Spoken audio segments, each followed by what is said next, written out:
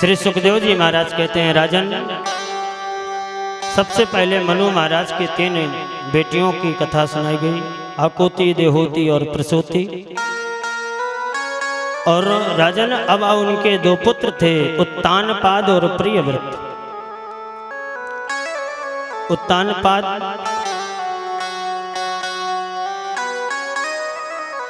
राजा बड़े धर्मात्मा राजा थे और पत्नी थी सुनीति, बड़े प्रेम के साथ घर में रहते थे। और जैसे ही एक दिन राजन शिकार खेलने की इच्छा से जंगल में जाते हैं, वहां पर एक देवी बैठे बैठे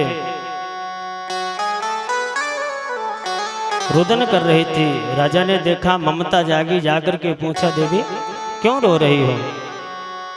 वदवत्सरम मह्यम स्वस्य दुःखस्य कारणम, क्या बात है? देवी ने जब कोई जवाब नहीं दिया, सुरुचि इतनी सुंदर थी देखने में कि राजा उत्तानपाद मोहित हो गया और मोह करके कहा, देवी हम तुम्हें अपनी धर्म पत्नी बनाना चाहते हैं।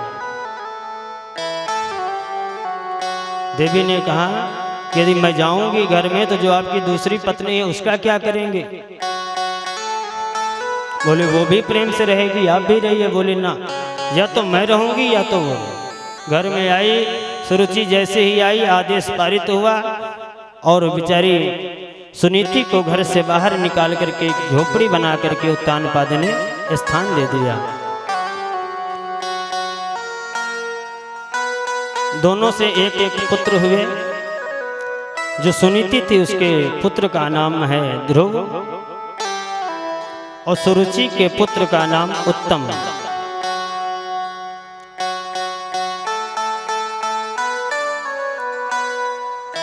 एक दिन ध्रुव जी महाराज बच्चों के साथ क्रीड़ा करते हुए रोज अपनी माता से कहते थे, माता जी हमारे पिताजी कौन है? पिताजी कौन है? एक दिन राजा उत्तानपाद के स्थान पर ध्रुव जी महाराज क्रीड़ा करते करते उत्तानपाद की गोदी में बैठने को चाहा और जैसे ही ध्रुव जी ने जाकर के गोदी में बैठा, सौतेली माँ ने आकर के हाथ पकड़ा और हाथ पकड़ के झटक के बाहर निकाला। अरे बेटा, अभी तुम इस योग्य नहीं हो। अगर इस योग्य बनना है तो पहले मेरी कोख, मेरी कुछी से तुम्हें जन्म लेना पड़ेगा।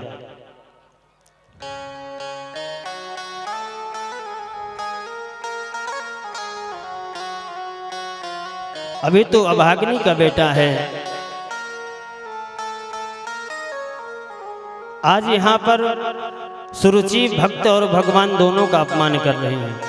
ध्रुव जी को तो धक्का दे करके हटा ही दिया, साथ में कहती है कि पहले जाओ जंगल में जाओ, तपस्या करो और जब भगवान आ जाए ना तो भगवान से कहना कि मुझे सुरुचि की गोद से, सुरुचि की कोख से मेरा जन्म हो।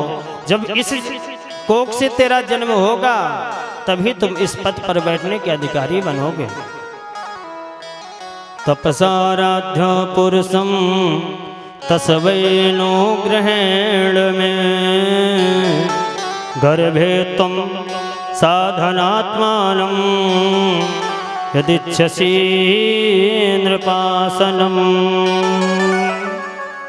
छोटा सा बालक ध्रुव, 5 वर्ष की अवस्था, जब सौतेली माता के शब्दों को सुना तो जैसे कोई डंडे से मारा हुआ सर्प फुफकारता है, उसी तरह बिकलता रोता हुआ माता सुनीति के पास आता है। माँ को प्रणाम किया और जैसे ही बालक की इस अवस्था को सुनीति ने देखा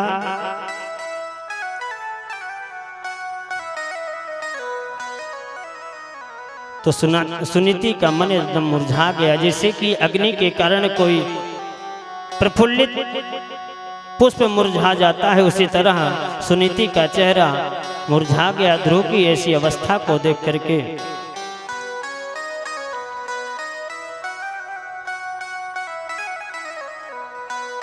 ध्रुव ने कहा, माँ मैं क्या करूं? आज माता के वचनों ने मेरे मन को बहुत दुखित किया है। मेरी बात छोड़ो, उसने तुम्हें गाली दिया है और मेरी माँ को कोई गाली दे ये मुझसे सहन नहीं होगा। सुनीति ने कहा बेटा तुम्हें क्या कह दिया है माँ ने? बोले मुझे कहा है कि तू अभाग्नी का बेटा है।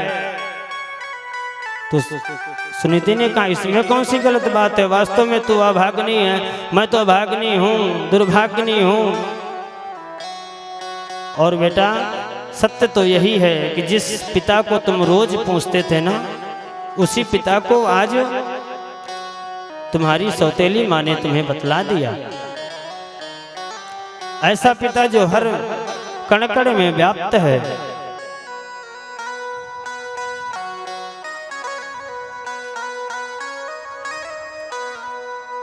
बोले माता वो पिता हमारा मिलेगा कैसे, प्राप्त कैसे होगा?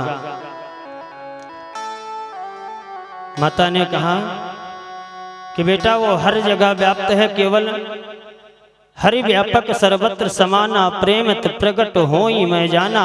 बेटा हर जगह जगह में वो विद्यमान है तुम्हारा परम पिता। बोले मैया वो दिखाई क्यों नहीं देता?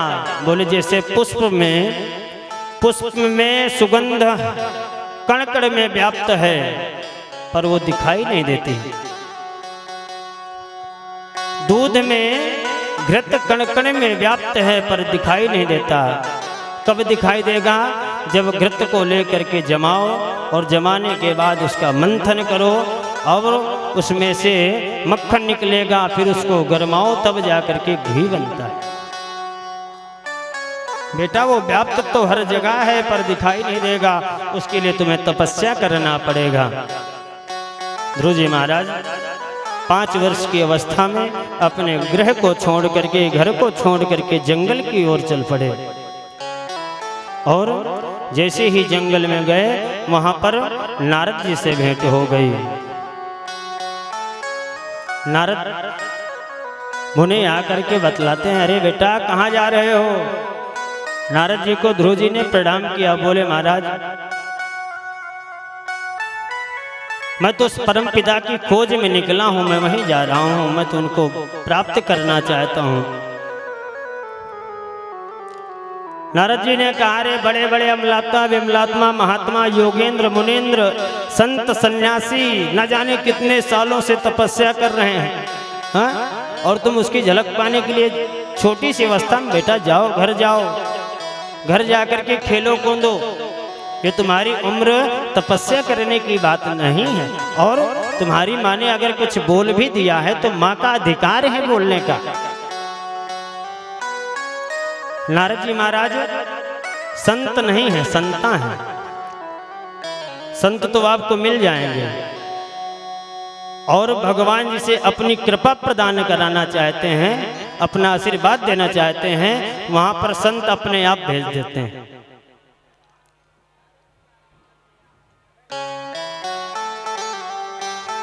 युधिष्ठिर जी महाराज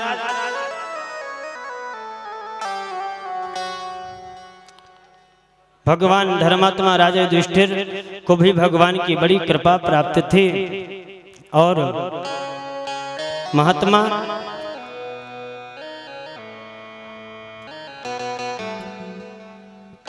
विभीषण जी महाराज जैसे दांतों 32 दांतों के बीच में एक कोमल सी जिह्वा रहती है ना, उसी तरह राक्षसों के मध्य में विभीषण जी महाराज रहते थे।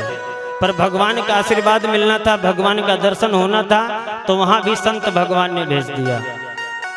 विभीषण जी महाराज उसी समय कहते हैं, अब मोहि भरोस हनुमंता, अब मोहि भरोस हनुमंता, बिन हरि कृपा मिले नहीं संता, बिन हरि कृपा मिले नहीं संता, बिन हरि कृपा मिले नहीं संता, बिन हरि कृपा मिले नहीं संता। संत तो प्राप्त हो जाएगा पर संता मिलने में बड़ा कठिनाई है। आज ध्रुव जी को भगवान का पद मिलना है, नारद जी भी संता हैं। नारद जी पहुंच गए और उपदेश देने लगे, परीक्षा लेने लगे। ऐसे भगवान मिलते नहीं हैं। और ध्रुव जी की परीक्षा ली गई। महाराज, ध्रुव जी ने हाथ जोड़ करके नारद जी से कहा, महाराज जैसे कोई छलनी में अमृत जैसा दूध दुहे फिर भी छलनी में वो टिकता नहीं है, सब नीचे गिर जाता है, उसी तरह आप बहुत बढ़िया ज्ञान की बात बता रहे हैं। माता पिता होते हैं, ये सब भगवान के स्वरूप होते हैं, उन्होंने कोई गलत नहीं कहा है। पर महाराज इतना बड़ा ज्ञान जो आप हमें दे रहे हैं ना, वो सब नीचे गिर जा रहा है। मेरे अंदर केवल एक माता के वही वचन हर समय विद्यमान है, मैं तो भगवान को प्राप्त करके रहूंगा। छोटे से बालक ध्रुव जी महाराज, नारद जी समझ गए कि ये पक्का वैरागी है। वैराग्य भी दो प्रकार का होता है, एक पक्का वैराग, एक मरकट वैराग। मरकट वैराग मतलब घर में हुई झटपट, चल बाबा के मठ पर, घर में थोड़ी सी बात, अरे अपना सब लोग घी चुपर के खाती हैं, हमारे लिए सूखी सूखी रोटी देती हैं, ये भी कोई बात है? हाँ? नहीं रहना इस घर पे, घर को त्याग देती हैं। और जाकर के जैसे ही स्टेशन तक पहुंचते हैं, वैसे पोता की याद आ गई, अरे ये छोटा सा पोता हमारे साथ सोता, हमारे साथ खाता, हमारे साथ रहता, क्या करेगा वो छोटा सा? जहाँ चार बर्तन होते हैं वहाँ आपस में खटपट होती रहती है।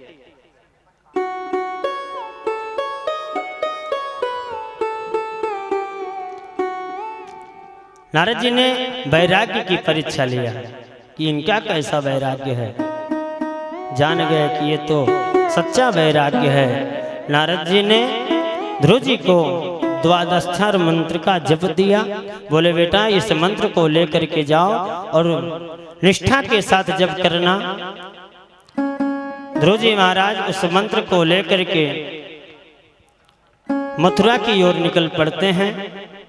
आइए उस मंत्र का हम लोग भी स्मरण करें। ध्रुव जी महाराज मथुरा की तरफ चल रहे हैं, मंत्र को जपते हुए। ओम नमो भगवते वासुदेवाय, ओम नमो भगवते वासुदेवाय, ओम नमो भगवते वासुदेवाय, ओम नमो भगवते वासुदेवाय, वासुदेवाय प्रभु वासुदेवाय प्रभु नंद नंदनाय, वासुदेवाय प्रभु नंद नंदनाय, वासुदेवाय प्रभु नंद नंदनाय। ओम नमो भगवते वासुदेवाय, ओम नमो भगवते वासुदेवाय, ओम नमो भगवते वासुदेवाय, ओम नमो भगवते वासुदेवाय। जय हो। क्या बात है?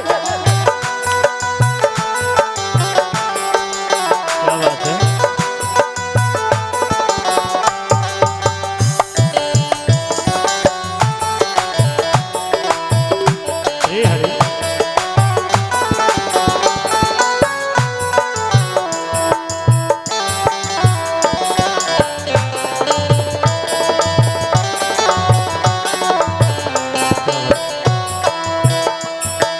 ओम नमो भगवते वासुदेवाय,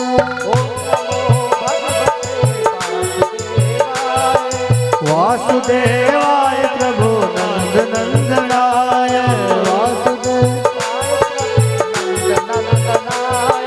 वासुदेवाय प्रभु नंद नंदनाय, वासुदेवाय प्रभु नंद नंदनाय। ओम नमो जय हो। ओम नमो भगवते वासुदेवाय, ओम नमो भगवते वासुदेवाय, ओम नमो भगवते वासुदेवाय, वासुदेवाय वासुदेवाय वासुदेवाय। तत्तच्च गच्छ भद्रं ते यमुनायास्तटं शुचिः पुण्यं मधुबनं यत्र सन्निधं नित्य यदा हरे। यमुना के पावन तट पर ध्रुव जी महाराज पहुँच करके नारद जी के द्वारा प्राप्त उस मंत्र को नियम के साथ जपना प्रारंभ किया। अगर विधि विधान और नियम के साथ कोई कार्य किया जाता है तो उसका फल प्राप्त होता है। इसलिए विधि और विधान का अवश्य किसी कार्य में ध्यान देना चाहिए। जो हमारे यहाँ का विधान हो, जो विधि हो, उसी के अनुसार कोई भी कार्य करिए, क्योंकि हमारे शास्त्र उसका प्रमाण है कि किस कार्य को कैसे करना है। ध्रुव जी महाराज ने नियम लिया। पहले महीने का नियम ध्रुव जी का ये था कि 3 दिन में 1 दिन फलहार कर लेते थे और इसके बाद जो मंत्र था, मंत्र का नित्य जप किया करते थे। और 1 महीना तक ये नियम चला और दूसरे महीना जब लगा तो ध्रुव जी ने फलहार करना बंद कर दिया। बोले तब क्या लेते हैं? बोले ध्रुव जी महाराज तृण घास खा करके ध्रुव जी महाराज, वो भी 6 दिन में 1 बार। तीसरा महीना लगा, नियम और कठोर किया।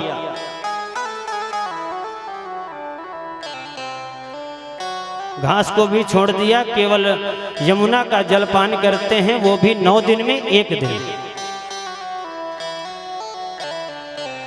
चौथा महीना लगा, नियम और कठोर हुआ। जल को भी छोड़ दिया, केवल वायु का आहार करते हैं। बड़े योगेंद्र लोग वायु का आहार हवा लेते हैं, वो भी 12 दिन में 1 बार। नियम के साथ ध्रुव जी महाराज, देखिए लोग व्रत करते हैं और कभी एकादशी का व्रत रहे नहीं, इकट्ठा नवरात्रि का व्रत 9 दिन का उठा लिए। 1 दिन 2 दिन 4 दिन 5 दिन चला, 6वें दिन पता चला हॉस्पिटल पहुंच गए।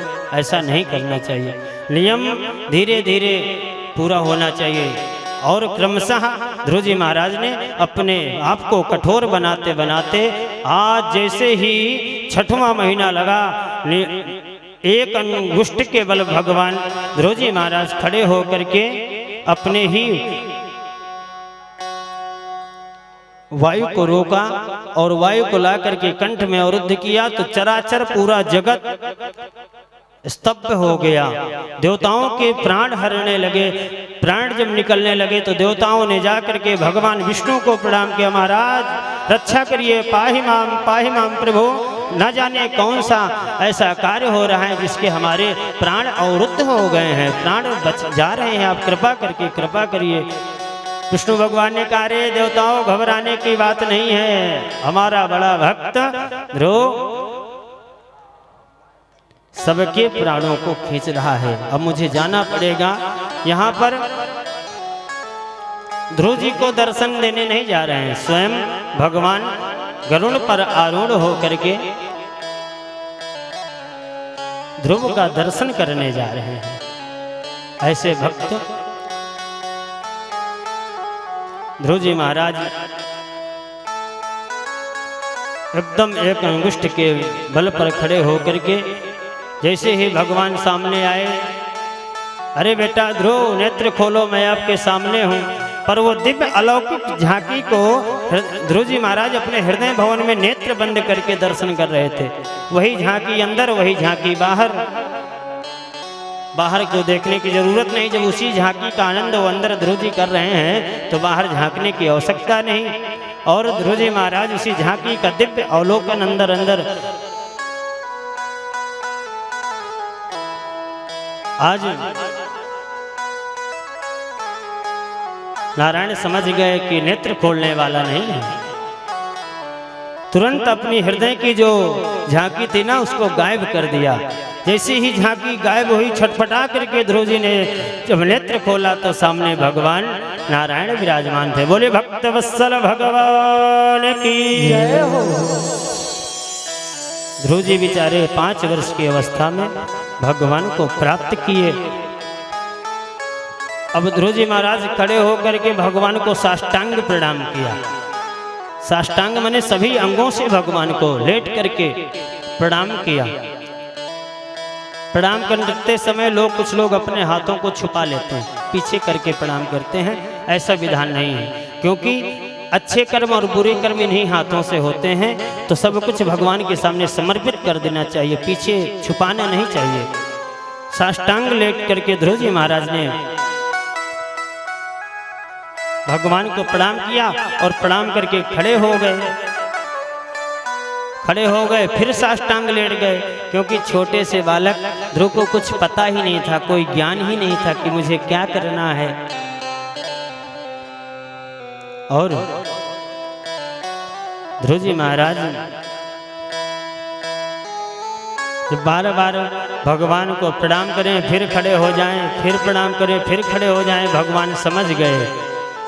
भगवान ने दिव्य अपना शंख ध्रुव के कपोल पर स्पर्श कराया, और जैसे ही कपोल पर स्पर्श कराया, समस्त वेद वेदांत ध्रुव जी को कंठस्थ हो गए। पढ़ने की भी आवश्यकता नहीं पड़ी, किसी विद्यालय में नहीं गए, और भगवान की केवल कृपा मात्र से आज महान विद्वान बन गए। समस्त वेद शास्त्र उपनिषद सब ध्रुव जी को कंठस्थ हो गए। ये तभी संभव है जब भगवान की कृपा हो। मूकं करोति वाचालं पंगुं लंघयते गिरिं यत् कृपातमहं वन्दे परमानंदमाधवं। मूकं करोति वाचालं, मूक मतलब गूंगा। गूंगा व्यक्ति भी भगवान की यदि कृपा हो जाए तो वो वाचाल हो जाता है, बोलने में निपुण हो जाता है। और पंगुम लंघयते गिरिम, जो लंगड़ा है वो बड़े बड़े गिरि पर्वतों को लांघ सकता है। कब? यत कृपा तमहम वंदे, जब भगवान माधव की कृपा होगी तब संभव। ध्रुव जी महाराज भगवान की दिव्य स्तुति करते हैं। महाराज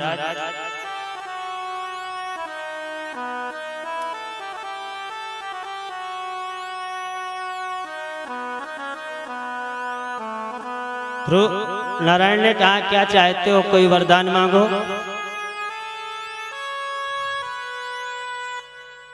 ध्रुव ने कहा, महाराज लेने तो मैं बहुत कुछ आया था, पर मेरी अब कोई जिज्ञासा नहीं रह गई। बस केवल एक ही कामना है कि हर समय हर सतत हम आपका भजन करें, आपका सिमरन करें, और हमेशा आपके चरण रज की सेवा हम ग्रहण करें। और महाराज इसके अतिरिक्त हमारी और कोई कामना नहीं है।